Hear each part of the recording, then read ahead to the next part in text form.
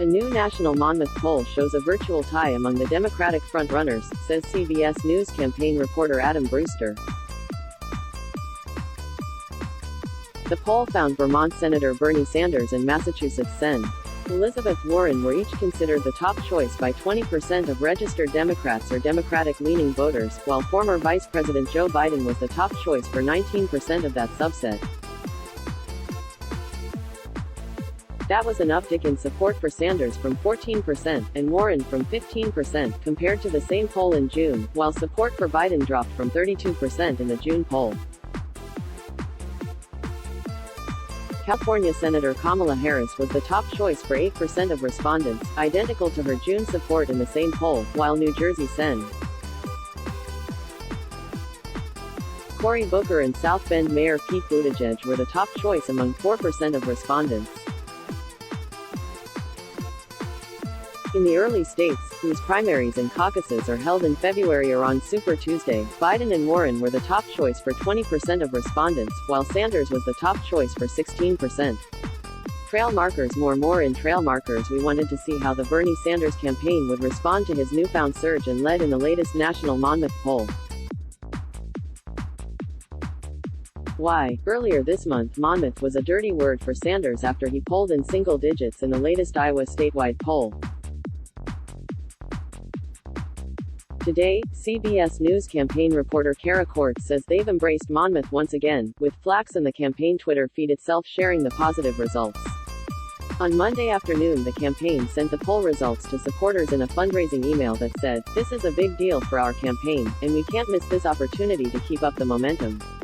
The Biden campaign, however, has been pushing back in the poll.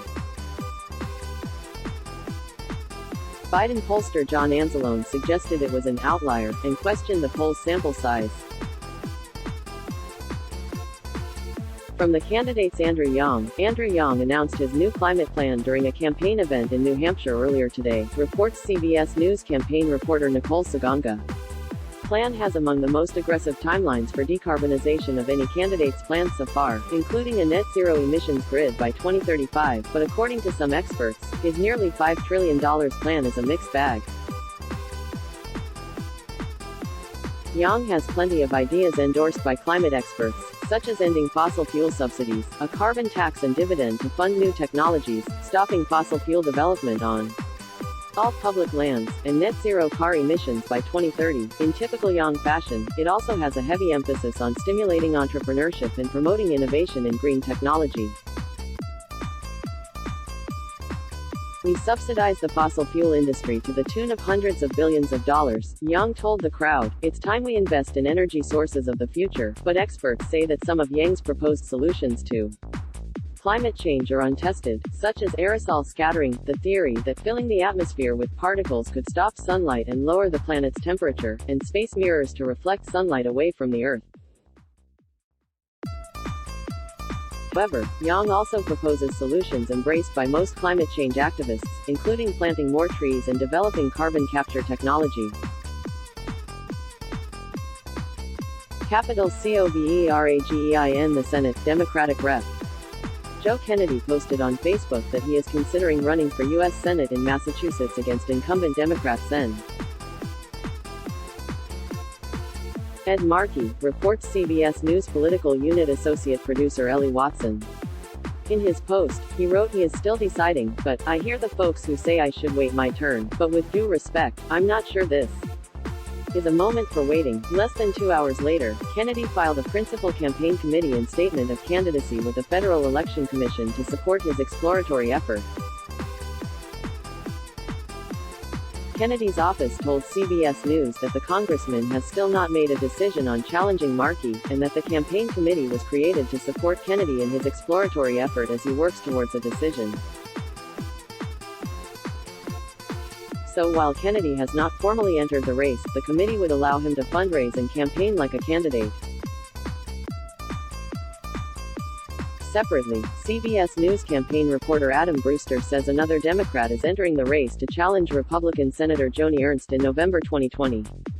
Retired three-star Admiral Michael Franken announced his candidacy for U.S. Senate Monday, becoming the fourth Democrat in Iowa to enter the race.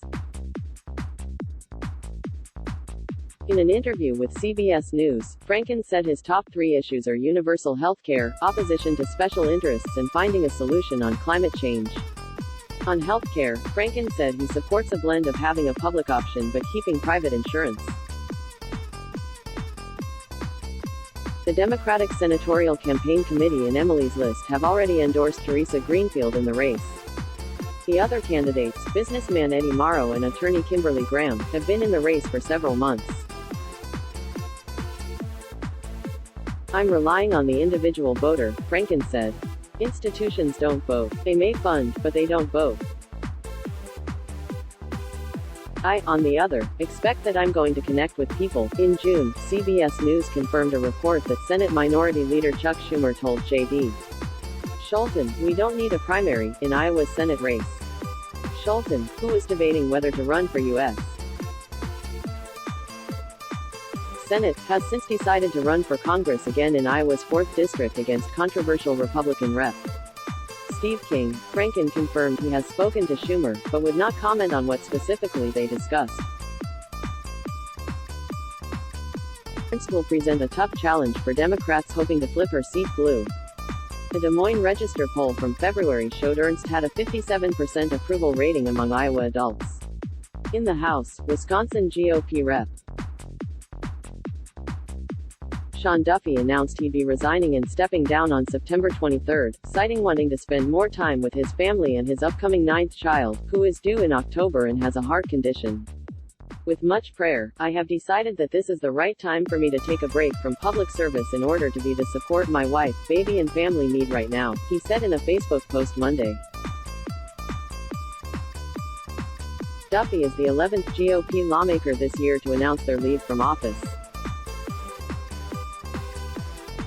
Wisconsin Elections Commission Public Information Officer Magni Reed told CBS News political unit broadcast associate Aaron Navarro that a special election could occur during the state's spring election cycle, with a primary on February 18, 2020 and an election on April 7, 2020. Once Duffy leaves in September, Democratic Gov. Tony Evers could also order a special election to take place no earlier than 92 days and no later than 122 days from his call. Duffy, first elected in 2010 as part of the Tea Party wave, has won Wisconsin's 7th district by about 20 points in his past 3 elections. Prior to Congress, Duffy was also known for his roles in MTV reality shows The Real World, Boston, and Road Rules, All Stars, Governor's Mansion. Mississippi's GOP gubernatorial runoff is in less than 24 hours, but regardless of how it ends, the 3-week campaign span has cost Lieutenant Governor Tate Reeves about $1.9 million in ads and campaign operations, according to a state campaign finance report. By comparison, his opponent, former state Supreme Court Chief Justice Bill Waller Jr., has spent about $315,000 since July 28.